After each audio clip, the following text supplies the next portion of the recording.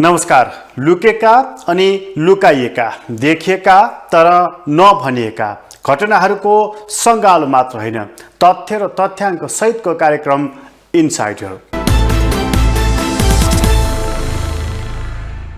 दर्शकहरू, संसदमा सांसदहरूले आफ्ना सरोकारका विषय मात्र राखेका छैनन्, यसपटक निरीहता पनि प्रकट गरेका छन्। जब चुनाव उनीहरूले जितेका थिए त्यसपछि संसारकै शक्तिशाली मानिस आफूलाई ठानेका थिए। 20औं हजार मत अन्तरले जितेका सांसदहरू संसदमा पुग्दाखेरि कसैले छोइ नसक्नुका भएका थिए। तर अहिले संसदमा पुग्दै जाँदा त्यहाँ गरिएका भाषणहरू र त्यहाँ बोलिएका अभिव्यक्तिहरूको खास अर्थ नदेखिन थालेपछि वा आफूले बोलेका कुराहरूको प्रभाव कम पर्न थालेपछि आत्तिन थालेका छन् र महिनौं लगाएर बोले तर जम्मी एउटा विधेयक मात्रै पास भएर एउटा कानुन बन्यो। एउटा कानुन बन्नको लागि करोडौं रुपैयाँ खर्च भयो। त्यसपछि उनीहरूलाई मतदाताले, आम जनताले प्रश्न गरे, तिमीहरूले के गर्यौ भनेर। अहिले संसदमा पुगेका नेताहरूलाई उत्तर के दिने भन्ने निकै ठुलो तनाव आइलागेको छ। के न गरौँला भनेर उनीहरू मतदाता समक्ष पुगेका थिए। मतदाताले पनि यसले चाहिँ केही गर्छ कि भनेर मत दिएका थिए। मान्छेको ओजनभन्दा बढ्ता ओजनको माला उनीहरूले लगाइदिएका थिए। खादाको हिसाबै छैन। अनि उनीहरू जहाँ पुगे त्यहाँ स्वागत, त्यहाँ सत्कार, त्यहाँ उनीहरूको निकै ठुलो स्तुतिगान गाइएको थियो। त्यसरी सांसद भएका मानिसहरू संसदमा पुगे। तर संसदमा उनीहरू पुगे, संसदको शून्य समयदेखि विशेष समयसम्ममा बोले। तर त्यो बोलेको कुरा हावामा पानीको फोका जस्तो भयो, विलीन भएर गयो। अर्को अर्थमा भन्दा कर्कलाको पानी जस्तो भयो, त्यत्तिकै स्वात्त बिलाएर गयो। आज जब कुनै पनि ठुलो उपलब्धि हासिल नगरिकन एउटा मात्रै विधेयक पास गरेर संसदको अधिवेशन अन्त्य भनेर जब त्यो कानमा पर्यो सांसदहरूको, तब उनीहरू अत्तालिए, हताश भए र उनीहरूलाई यो के व्यत्यास आइलाग्यो, हामीले केही पो गर्न सकेनौँ। यो साह्रै ठुलो व्यत्यास आइलागेपछि उनीहरूले सार्वजनिक अभिव्यक्ति पनि दिएका छन्। ठुला नेता, साना नेता, सबै खालका आफ्ना आफ्नो तहका गच्छे अनुसारको दुःख उनीहरूले प्रकट गरेका छन्। एउटा दुःख प्रकट गर्ने नेता मध्येमा एकजना नेता हुन् रवि लामिछाने। उनले संसदमै भने, बरु म सञ्चारकर्मी हुँदा मेरा बोलीहरू प्रभावकारी थिए। आज सांसद छु तर संसदमा बोल्दाखेरि बोलीहरू कम प्रभावशाली भइराखेका छन् भनेर रवि लामिछानेको यो आत्मस्वीकारोक्ति ध्यानपूर्वक विचार गर्न जरुरी रहेको छ। किनभने एउटा सार्वभौम संसदमा सांसदले बोलेको कुराको सुनवाई हुँदैन र त्यो कार्यान्वयन हुँदैन भने सांसद किन? त्यत्रो खर्च गरेर चुनाव किन? अनि चुनाव गरेर आइसकेको सांसदले बोलेका कुराहरूको सुनवाई किन हुँदैन? यो ठुलो प्रश्न हो र उनले आफैमाथि समीक्षा गरेर आफैमाथि टिप्पणी पनि गरेका छन्। हामीले 6 करोड रुपैयाँ खर्च गरेर जम्मी एउटा विधेयक पास गर्यौं, एउटा कानुन बन्यो। यो किन? उनले प्रश्न गरेका छन्। यो प्रश्न त उनले गरेका छन्, उत्तर चाहिँ कसले दिने? सम्मानित सभामुख महोदय, हामीले यो अधिवेशनमा तत्काल छलफल चलाउनु पर्ने प्रकृतिका केही संकल्प र जरुरी सार्वजनिक महत्त्वका प्रस्तावहरू पनि दर्ता गरेका थियौं। यो सम्मानित सदनको पुनस्मरणका लागि मात्रै म त्यो विषयवस्तुहरू प्रस्तुत गर्न चाहन्छु। सभामुख महोदय, हामीले संकल्प प्रस्तावका रूपमा सुमना श्रेष्ठ प्रस्तावक रहेको नक्कली भुटानी शरणार्थी प्रकरणबाट जेठ 1 2080 मा संकल्प प्रस्ताव दर्ता गर्यौं। डेंगी रोग नियन्त्रण र रोकथामको उपचारबारे माननीय विराज भक्त श्रेष्ठबाट जेठ 21 2080 मा संकल्प प्रस्ताव दर्ता गर्यौं। जरुरी सार्वजनिक महत्त्वको प्रस्तावका रूपमा सुन तस्करी प्रकरण बारे 16 सांसद प्रस्तावक रहेको र 4 समर्थक रहेको जरुरी महत्त्वको प्रस्ताव 10 साउनमा दर्ता गरायो। जरुरी सार्वजनिकको महत्त्वको प्रस्ताव म आफैले लम्की स्किन महामारी नियन्त्रण बारे 16 साउन 2080 मा दर्ता गराए। अर्को संकल्प प्रस्ताव कैद मिनाहाको कानुनी प्रबन्ध दुरुपयोग बारे डिपी अर्याल, अशोक चौधरी, निशा डागी सहित 18 असोजमा हामीले दर्ता गरायौं। एकातिर संसदले पर्याप्त बिजनेस पाएनन् भने अर्कोतिर हामीले दर्ता गराएका यी संकल्प प्रस्ताव जरुरी सार्वजनिक महत्वको 5 वटा प्रस्ताव छलफलमै ल्याइएन, थन्काइयो। समय, सन्दर्भ र घटना केन्द्रित गम्भीर प्रकृतिका समेत रहेको यस्तो प्रस्तावहरूमा व्यवस्था लोकतान्त्रिक संसदले कल्पना गर्न सक्दैन सभामुख महोदय। तर ठूला भनिने दलको सिन्डिकेट लादिने यो सदनमा हाम्रा प्रस्ताव कार्यसूचीमै चढेनन्। बेलैमा छलफल नचलाउँदा कतिपय प्रस्ताव अहिले असान्दर्भिक जस्तो लाग्छन्। तर समस्याको दीर्घकालीन समाधानका लागि यी प्रस्ताव ढिलो चाँडो छलफल चलाउनै पर्छ यो संसदमा। एउटा अर्को सन्दर्भ पनि उल्लेख गर्न चाहन्छु। सामान्य सभामुख महोदय, विद्यालय शिक्षा सम्बन्धी कानूनलाई संशोधन र एकीकरण गर्न बनेको विधेयक 2080 मा सैद्धान्तिक छलफल हुनुअघि जनताको राय समेत लिएर विधेयक परिष्कृत गर्नुपर्ने हाम्रो प्रस्ताव प्रतिनिधि सभाले अस्वीकार गर्यो। नागरिक र सरकारवालाको सुझाव नलिई कानून बनाउने प्रवृत्तिका कारण विवाद आउने गरेकाले मस्यौदा जनताबीच लैजानुपर्ने रासोपाको प्रस्ताव थियो। तर सत्ता पक्षको बहुमतको बलमा कानून बनाउँदा जनताको राय लिने स्वाभाविक प्रक्रियालाई निरुत्साहित गरियो सभामुख महोदय। कानून बनाउँदा नागरिकको न्याय राय लिउँ भन्ने प्रस्ताव समेत बहुमतको बलमा पेलिदो रहेछ। कस्तो विडम्बना। नयाँ भएकाले संसदीय अभ्यास सिक्दैछौँ सभामुख महोदय। केही कमजोरी पनि भएका होलान्, तिनलाई आउँदा दिनमा सच्याउने छौं। प्रारम्भिक सिकाइको यो चरणमा आइपुग्दा फेरि पनि भन्नै पर्ने हुन्छ कि यो संसद ठूला भनिएका 3 दल बाहेकका लागि अनुदार छ। रवि लामिछानेको यो प्रश्नको उत्तर कसले दिने? हिजो उनले प्रश्न गर्दा उनको सामुन्नेमा उत्तर दिने अर्को पात्र हुने थियो। आज उनी उत्तर दिने ठाउँमा छन् तर प्रश्न गरिराखेका छन्। सायद उनको यो प्रश्न सरकारलाई हो। सरकारले यो प्रश्नको उत्तर कसरी देला, के देला, वा त्यो उत्तरले उनको चित्त बुझ्ला कि नबुझ्ला, यो ठूलै समस्या देखा परेको छ। वास्तवमै आम जनताको पनि प्रश्न हो यो। सांसदहरूले निकै ठूलो हल्ली खल्ली गरेर विधि निर्माण गर्न त सकेनन् भने यिनले बाँकी काम के गर्छन्? यो एउटा ठूलै प्रश्न हो। उनीहरूको काम संसदमा विधि अर्थात् कानून निर्माण गर्ने हो। जुन कामसम्म पनि उनीहरूले गर्न सकेनन् भने बाँकी कुराको के अपेक्षा गर्ने? बाँकी कुरा त भाषणै हो। भाषण उनीहरू बेजोडले गर्छन् र त्यो गरि नै राखेका छन्। अहिले पनि संसदमा त्यो भाषण चलि नै राखेको छ।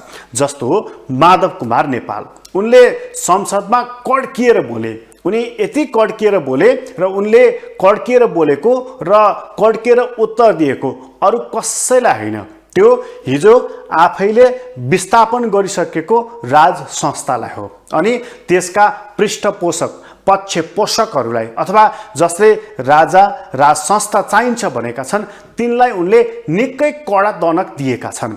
आजको मानिसले यो कडा दनक खोजेको होइन। आजको मानिसले बजारमा कपडा किन्न जाँदा सस्तोमा पाइयोस्, गुणस्तरीय पाइयोस्।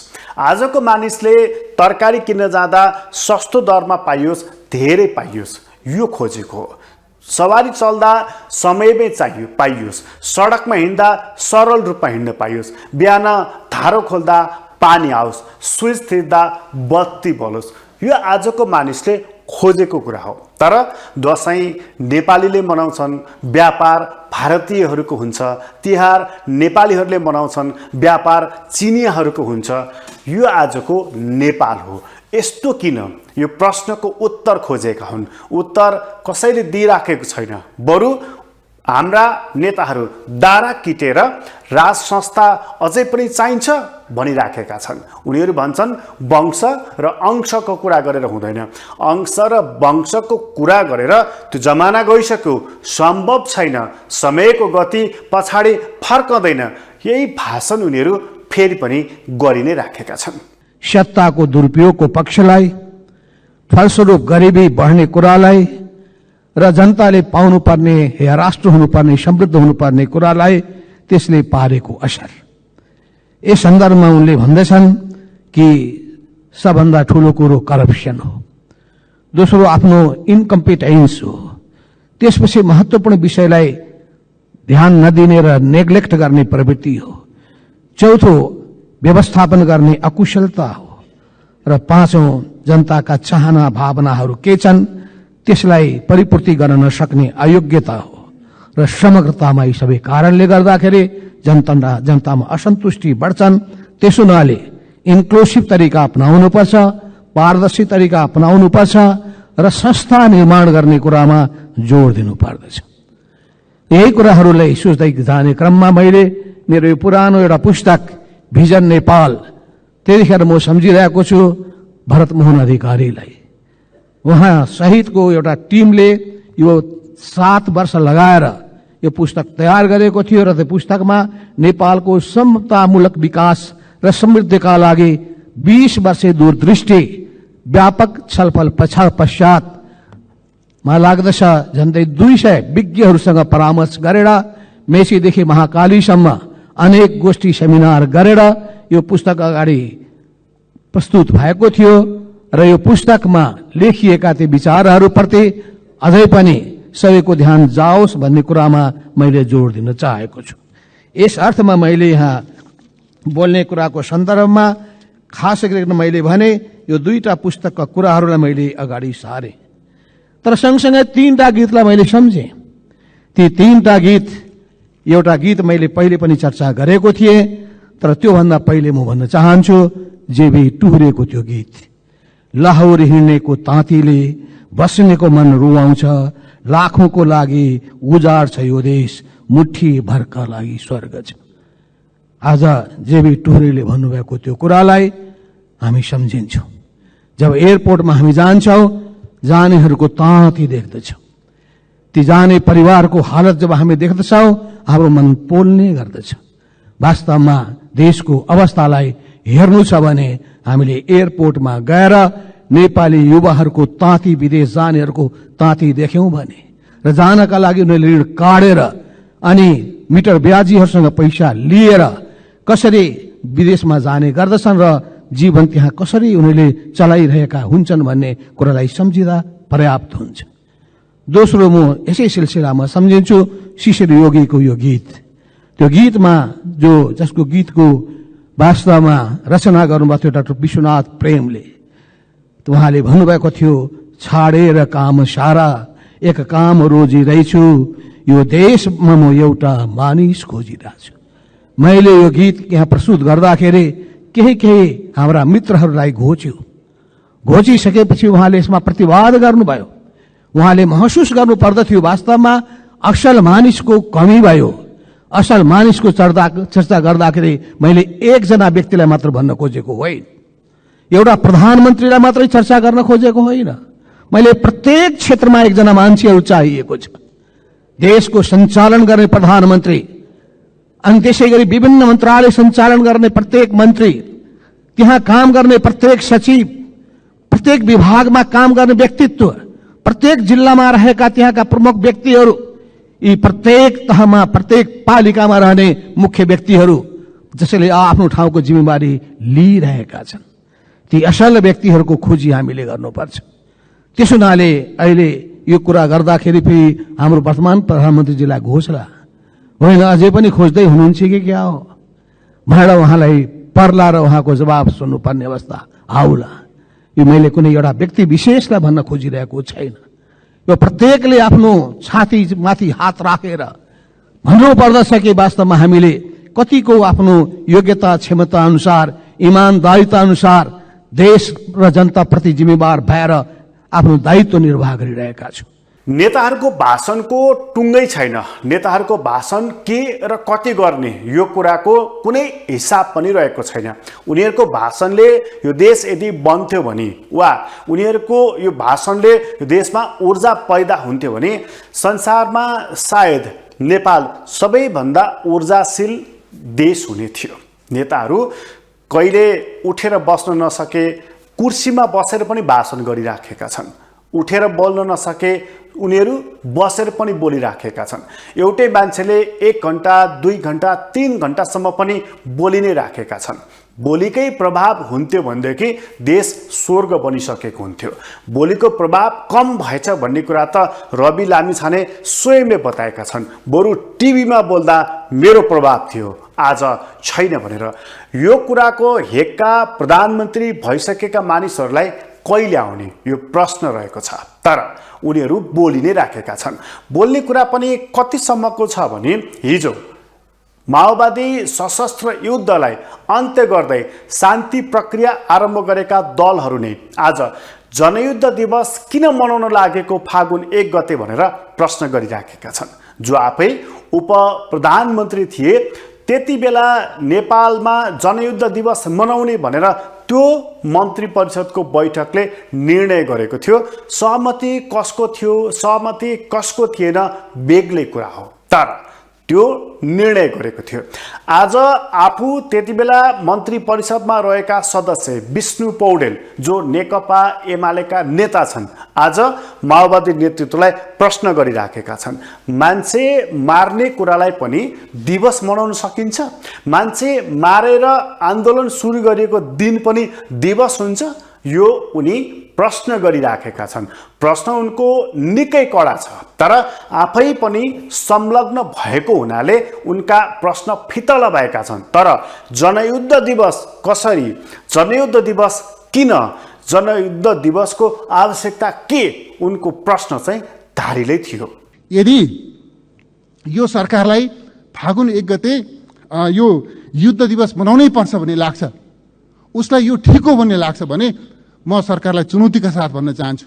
म चुनौतीका साथ भन्न चाहन्छु सभामुख महोदय, सरकारले फागुन 1 गते युद्ध दिवस मनाउनु पर्छ भन्ने प्रस्ताव यो सदनमा प्रस्तुत गरेर पारित गर्ने आँट गर्नुहोस्। त्यो आँट छ सरकारसँग। यो सदन समक्ष यो फागुन 1 गते युद्ध दिवस मनाउनु पर्छ, यो फागुन 1 गते विदा गर्नुपर्छ, जसमा मनाउनु पर्छ भन्ने प्रस्ताव यो सदन समक्ष प्रस्तुत गरोस् र नेपाली जनताका प्रतिनिधिले त्यसका बारेमा निर्णय दिनेछन्।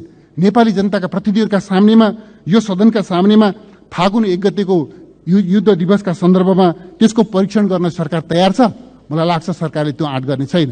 म चुनौतीका साथ भन्न चाहन्छु सरकारले यो गलत निर्णयबाट पछाडि हटोस्।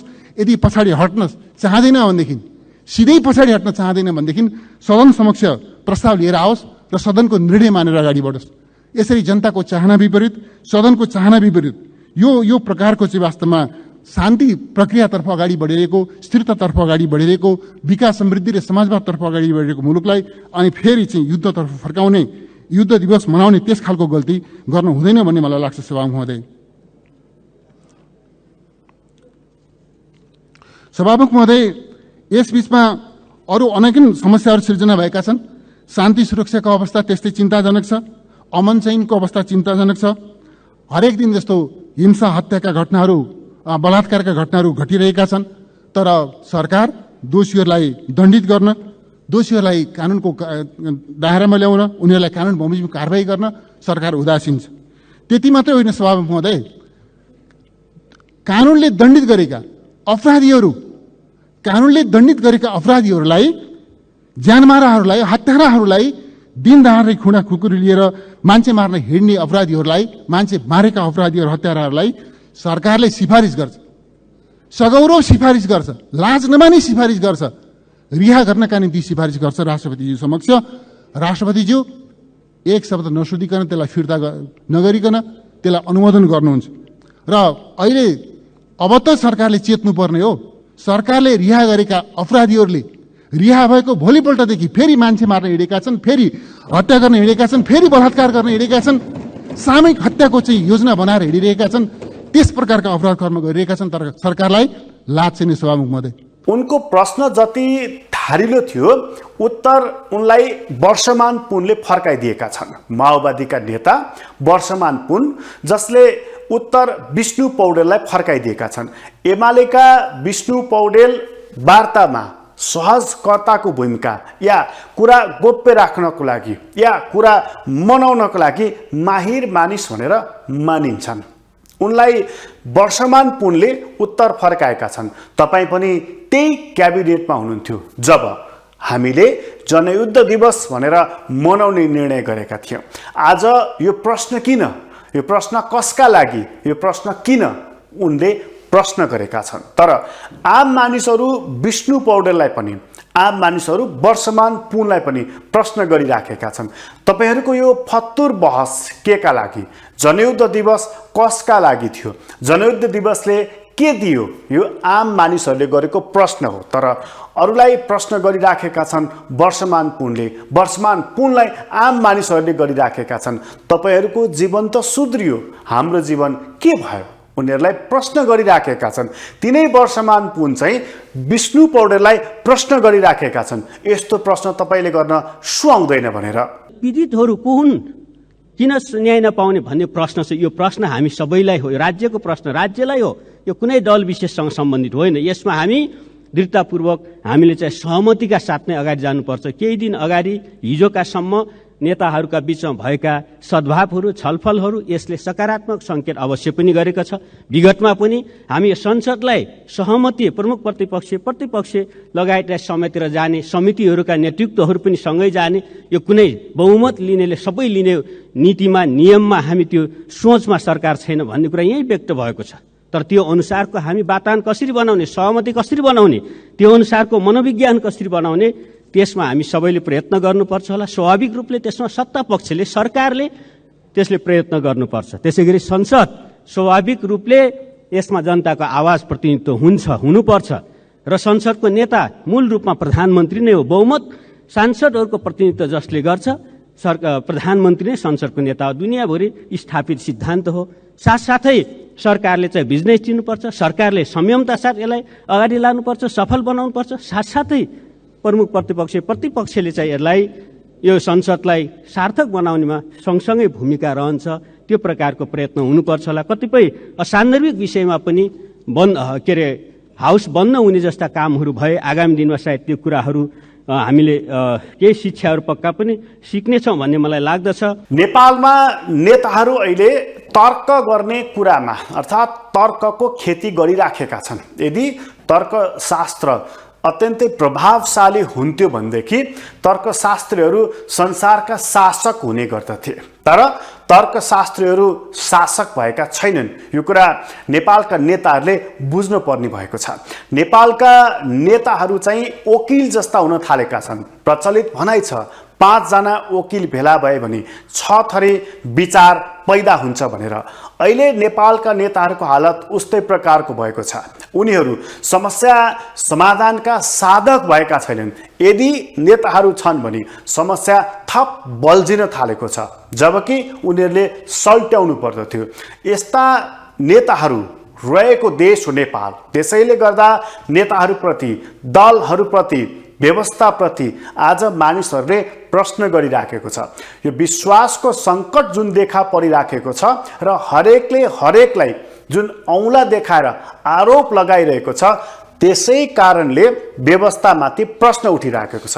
अरूलाई आरोप लगाइरहेका थिए, उपेन्द्र यादवले बाँकी सबैलाई आरोप लगाएका छन्। उनले चाहिँ संसदमै उभिएर तपाईहरूकै हरकतको कारणले, तपाईहरूकै बुद्धिको कारणले, तपाईहरूकै क्षमताको कारणले नेपाल सङ्घीय मुलुक नहुने अवस्था बनेको छ भनेर, सङ्घीयता खारेज हुने स्थिति यदि बन्यो भनेदेखि तपाईहरूकै कारण हुन्छ भनेर उनले बाँकी सबै नेतालाई एउटै डालोमा हालेर आफू चोकिन खोजेका छन्।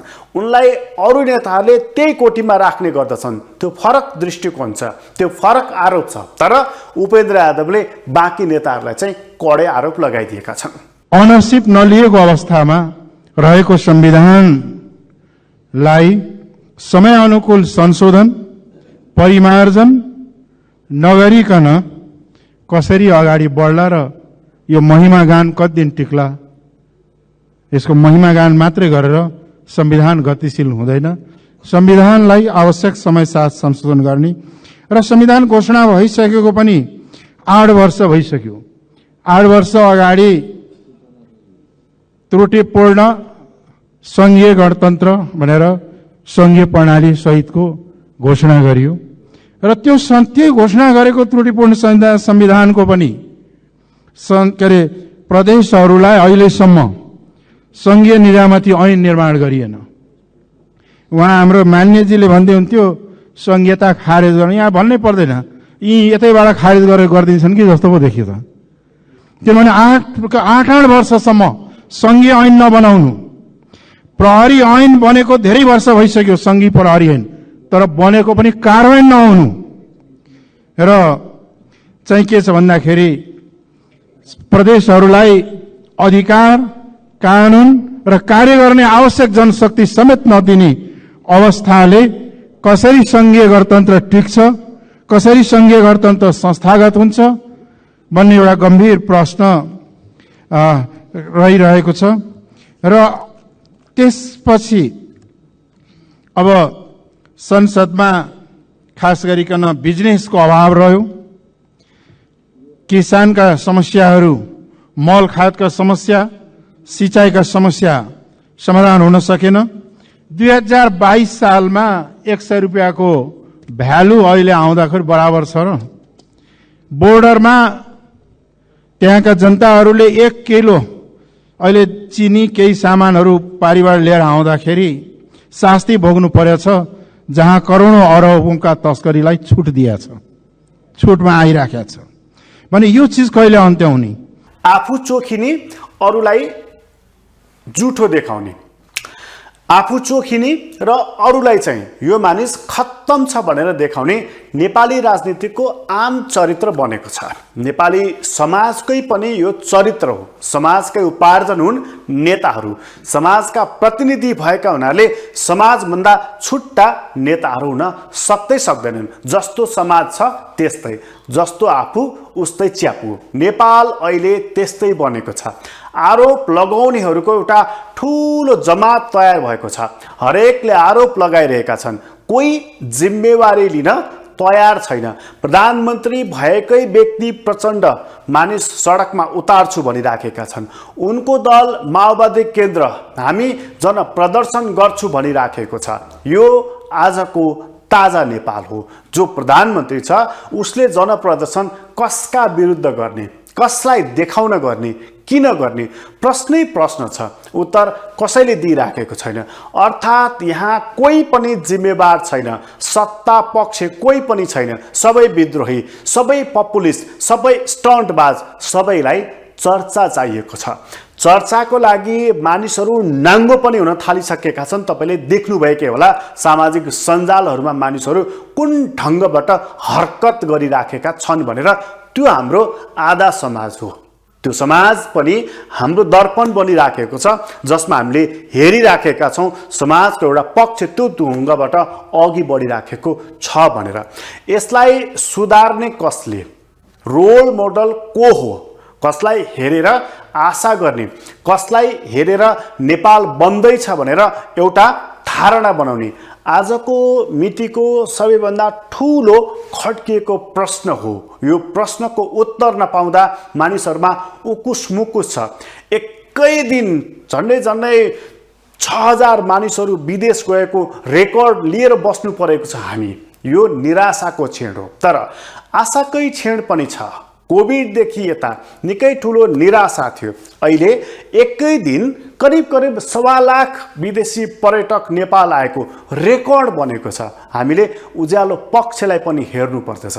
अँध्यारो पक्षको पाटोको बारेमा त बिहानदेखि रातिसम्म चर्चा गरि नै राखेका छौँ, तर त्यति धेरै पर्यटक आएको कुरालाई हामीले आत्मसात गरेका छौँ।